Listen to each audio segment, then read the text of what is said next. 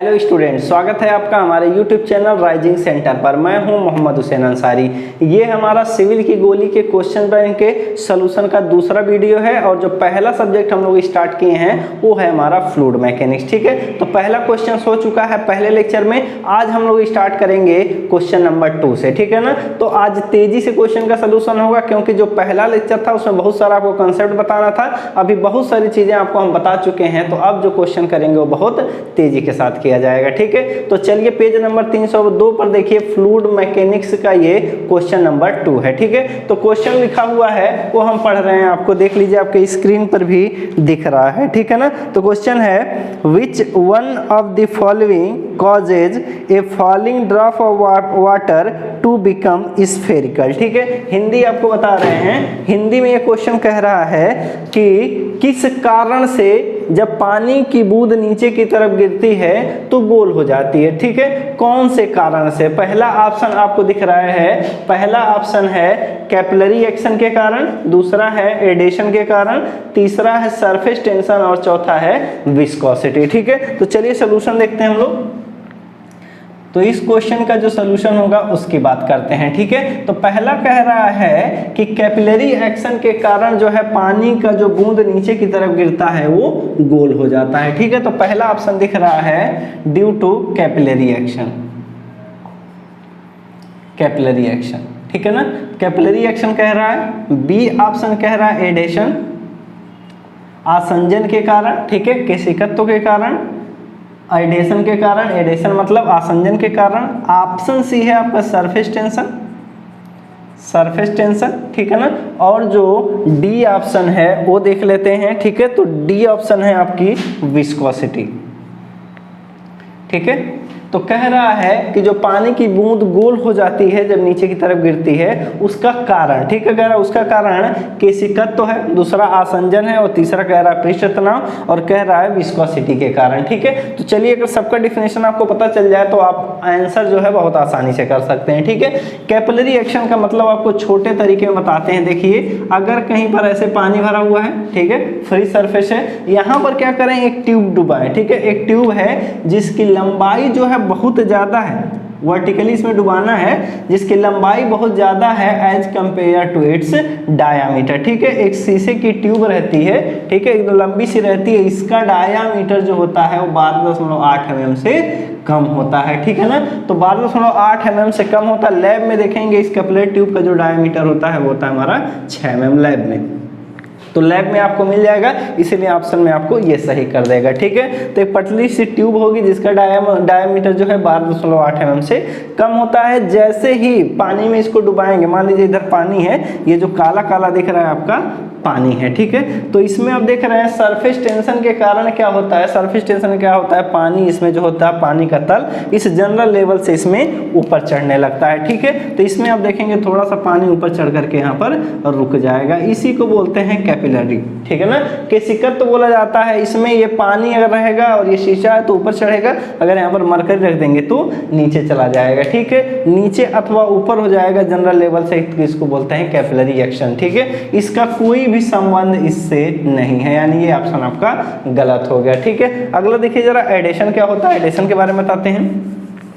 देखिए, ये पानी है, पानी के दो कण बना रहे हैं H2O, ठीक है, और यहाँ पर भी है H2O। ठीक, अब दो पानी की बूंदें हैं, आपस में क्या करेंगी, ये अट्रैक्ट हो जाएंगे, अट्रैक्ट होने के बाद आपस में आके ऐसे चिपक जाती हैं। ठीक है, आपस में जब ये चिपक जाएंगे, सेम मटेरियल के मॉलिक्यूल जब आपस में अट्रैक्शन फोर्स दिखाते हैं तो इसको बोला जाता है कोहेजन, इसको बोला जाता है कोहेजन। ठीक है, संसंजन बोला जाता है। लेकिन अगर यही पानी की बूंद जो है शीशे के साथ बॉन्ड बना, देखिए यहाँ पर शीशा रखा हुआ है, शीशे के साथ जब बॉन्ड बनाएगा तो इसको बोलते हैं हम लोग एडेशन। ठीक है ना, इसको एडेशन बोलते हैं। ये हो गया कोहेजन और ये हो गया एडेशन।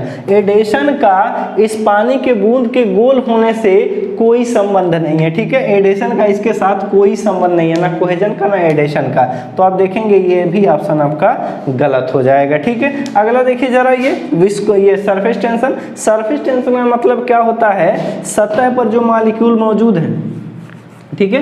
पानी के कण जो हैं सतह पर जो मौजूद है, अथवा चलिए हाथ में पानी रख के ऐसे फेंकते हैं, ठीक है। हम लोग क्या कर रहे हैं, हाथ में थोड़ा सा पानी रख करके हवा में ऐसे उछाल रहे हैं, ठीक है। जैसे उछालेंगे तो कुछ इस तरीके से पानी की मोटाई आपको दिखेगी। मान लीजिए इस लेयर में पानी आगे की तरफ हवा में जा रहा है, ठीक है। जो भी हवा के संपर्क में मॉलिक्यूल होंगे उनको हम यहाँ बना देते हैं, ठीक है। जो हवा के संपर्क में हो काले काले बना दिए, और जो हवा के संपर्क में नहीं, पानी की मोटाई में है, अंदर है, उनको थोड़ा सा हम लोग नीचे बना दे रहे हैं, अंदर बना दे रहे हैं, ठीक है। अब ये क्या करेंगे, अंदर वाले इनको पकड़ के अपनी तरफ खींचेंगे, अंदर वाले इनको अपनी तरफ खींचेंगे, सबको अपनी तरफ खींच रहे हैं, ठीक है।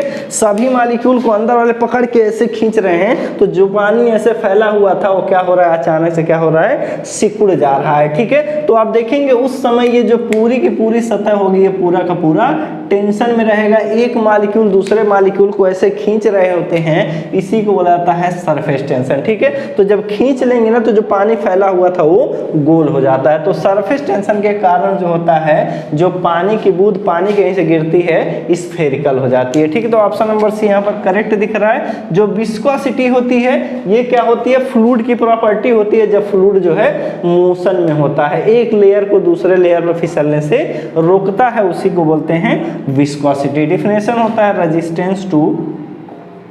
रेजिस्टेंस टू विस्कोसिटी, ठीक है ना। तो ये मिल गया आपको विस्कोसिटी, ठीक है। रेजिस्टेंस टू फ्लो, विस्कोसिटी नहीं, रेजिस्टेंस टू फ्लो। बहाव के प्रतिरोध को बोला जाता है श्यानता। इसका इससे कोई संबंध नहीं है, तो ये ऑप्शन आपका गलत है, ठीक है। तो ये ऑप्शन भी गलत हो गया, ये भी गलत हो गया, केवल एक सही हो गया, ऑप्शन नंबर सी, ठीक है। तो इस तरीके से हो गया क्वेश्चन नंबर 2 का सोल्यूशन, ठीक है। चलिए अगला देखिए क्वेश्चन नंबर 3। क्वेश्चन नंबर 3 कह रहा है एन आइडियल फ्लूइड इज, कह रहा है एक आदर्श द्रव होता है, option A 1 which obey the Newton's law of viscosity. यह फ्लूइड जो है न्यूटन के नियम का पालन करता है। ऑप्शन बी कह रहा है फ्रिक्शनलेस एंड इनकम्प्रेसिबल, कह रहा है ये घर्षणहीन होता है, मतलब असयान होता है और असंपीड्य होता है। सी कह रहा है वेरी विस्कस, बहुत ही ज्यादा सयान होता है। ऑप्शन डी है फ्रिक्शनलेस एंड विस्कस, ठीक है ना। तो चलिए बात कर लेते हैं आदर्श द्रव की। तो क्वेश्चन नंबर 3 जो है आपके स्क्रीन पर ऐसे दिख रहा है, थोड़ा छोटा कर दिए ताकि हम भी देखें। आप देख लीजिए ऑप्शन भी आपको दिख रहा होगा, आइडियल फ्लूइड की बात यहाँ पर हो रही है, ठीक है ना। तो चलिए हम लोग बात कर लेते हैं आइडियल फ्लूइड की। आइडियल फ्लूइड, ठीक है। तो ऐसा कोई फ्लूइड जो है मौजूद ही नहीं है, ठीक है। ऐसा कोई फ्लूइड हमारे नेचर में मौजूद है ही नहीं, फिर भी इसका किताबी भाषा में हम लोग डिफिनेशन देखेंगे, ठीक है। तो जो ये फ्लूइड के पार्टिकल होते हैं, ठीक है, मान लीजिए कहीं पर फ्लूइड रखा हुआ है, ठीक है, ये हमारा ग्राउंड है, कहीं पर ये फ्लूइड आपका मौजूद है और सूक्ष्मदर्शी से देखेंगे तो इसके मॉलिक्यूल आपको कुछ इस तरीके से दिखेंगे। देखिए एक मॉलिक्यूल, दूसरा मॉलिक्यूल, तीसरा, चौथा, पांचवा, छठा, सातवां, आठवां, नौवां, ठीक है ना, इस तरीके से। अब क्या है, ये तो आइडियल फ्लूइड है, लेकिन पानी के कण देखेंगे तो पानी का ये कण है, दूसरा कण है, तीसरा कण है, चौथा कण है, ये पांचवा कह सकते हैं, छठा कह सकते हैं, ठीक है ना।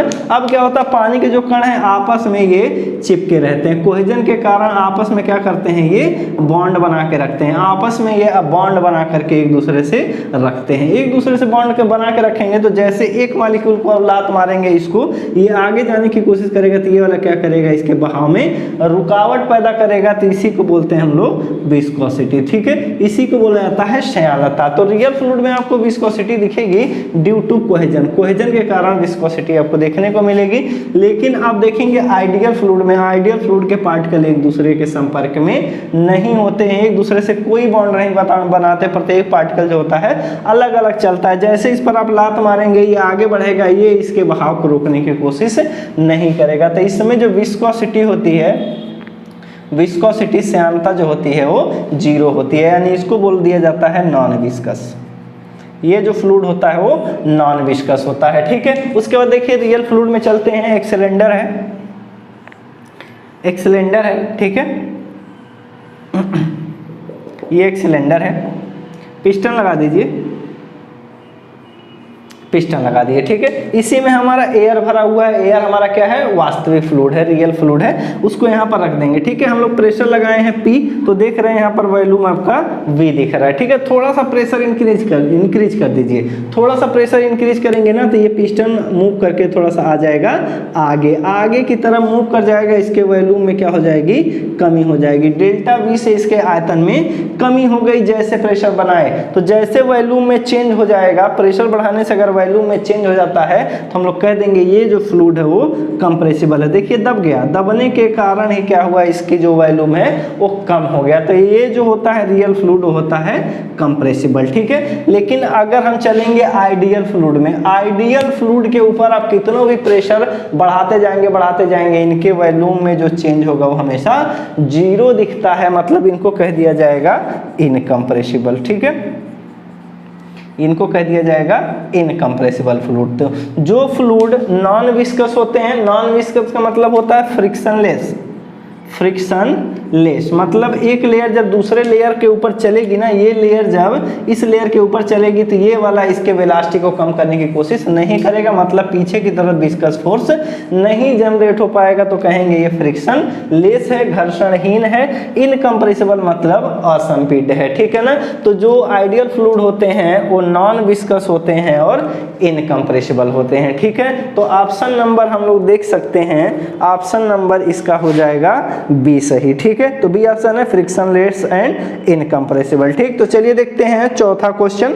चौथा क्वेश्चन है नॉन कोलाइडल लिक्विड आर, कह रहा है इसमें से जो नॉन कोलाइडल लिक्विड है वो कौन सा है, ठीक है। तो पहला ऑप्शन है न्यूटोनियन फ्लूइड। तो न्यूटोनियन फ्लूइड जो होते हैं रियल फ्लूइड होते हैं, जैसे गैस है, गैस आप देख लीजिए रियल फ्लूइड है, मतलब एयर, एयर है आपका, पानी है, ये तो कोलाइडल सॉल्यूशन होते हैं, ठीक है। तो न्यूटोनियन फ्लूइड को छोड़िए, गलत हो गया।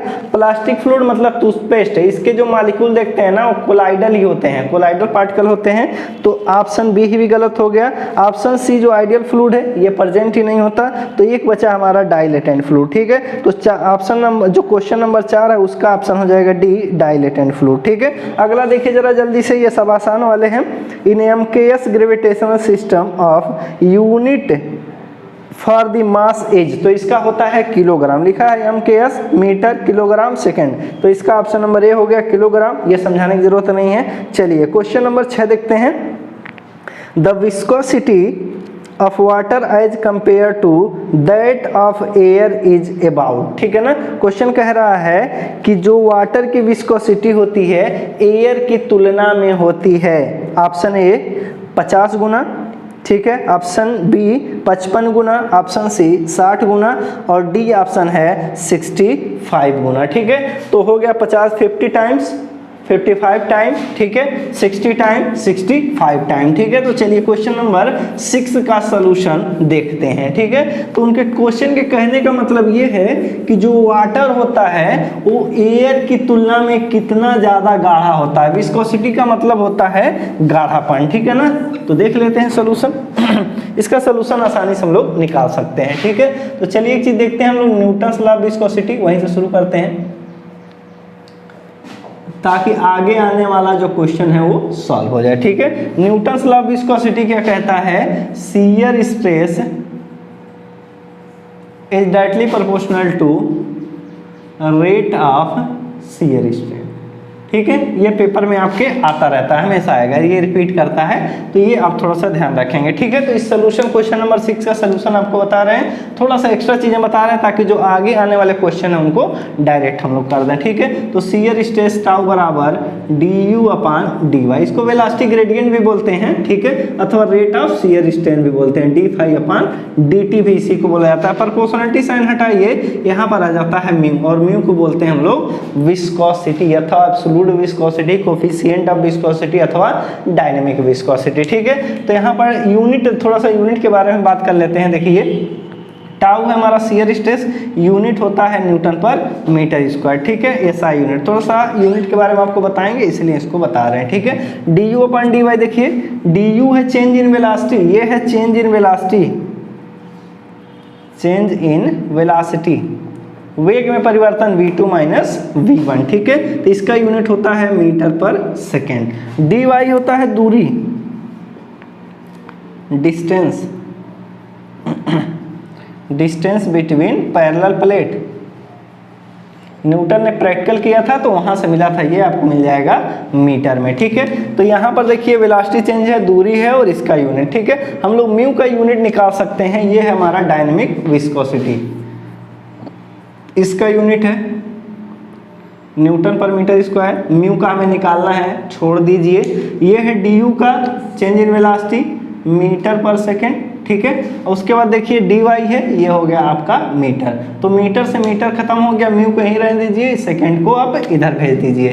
तो आपका हो जाएगा म्यू का जो एसआई यूनिट होता है न्यूटन सेकेंड पर मीटर स्क्वायर होता है। ठीक है ना, तो ये हो गया हमारा न्यूटन सेकेंड पर मीटर स्क्वायर, ये हो गया इसका unit SI unit, SI unit. ठीक है, एक चीज और पूछा जा सकता है इसका एमकेएस सिस्टम में। एमकेएस सिस्टम में मतलब जो फोर्स होता है उसे किलोग्राम फोर्स लिखते हैं। तो हम लोग अगर कर रहे हैं एमकेएस सिस्टम में, अभी आते हैं सोल्यूशन पर। ठीक है, इसका आगे काम है इसलिए बता रहे हैं। एमकेएस सिस्टम में देखते हैं न्यूटन को कह दिया जाता है किलोग्राम फोर्स, केजीएफ कहा जाता है, और दूरी को देखेंगे मीटर से नाप लेंगे और टाइम को सेकंड में। तो ये हो जाएगा सेकंड और ये हो जाएगा आपका मीटर स्क्वायर। ठीक है, तो एक यूनिट आपको और मिल जाएगा। ठीक है, एक होता है सीजीएस सिस्टम।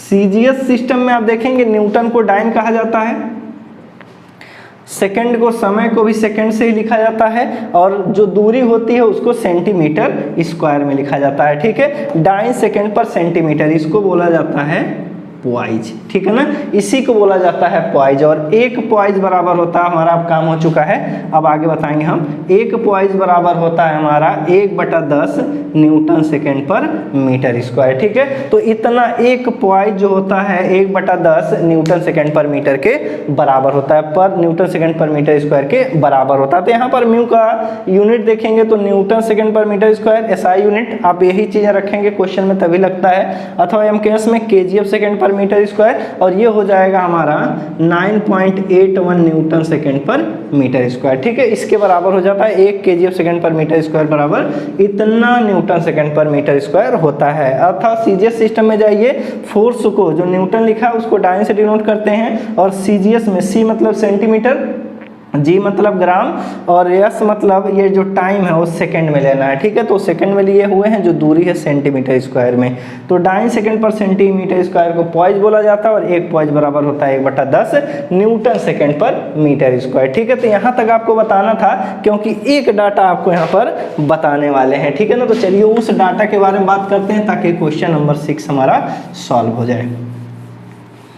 देखिए कैसे सॉल्व करेंगे इसका सलूशन, देखिए बड़ा आसान है। ठीक है, अब ये याद करना है नोट करके, डायनेमिक विस्कोसिटी ऑफ वाटर, ठीक है, एट 20 सेंटीग्रेड। आपको याद करना है वाटर का जो डायनेमिक विस्कोसिटी होता है, अथवा एब्सोल्यूट विस्कोसिटी होता है, अथवा कोफिशिएंट ऑफ विस्कोसिटी जो होता है वो होता है हमारा 1 सेंटीपॉइज।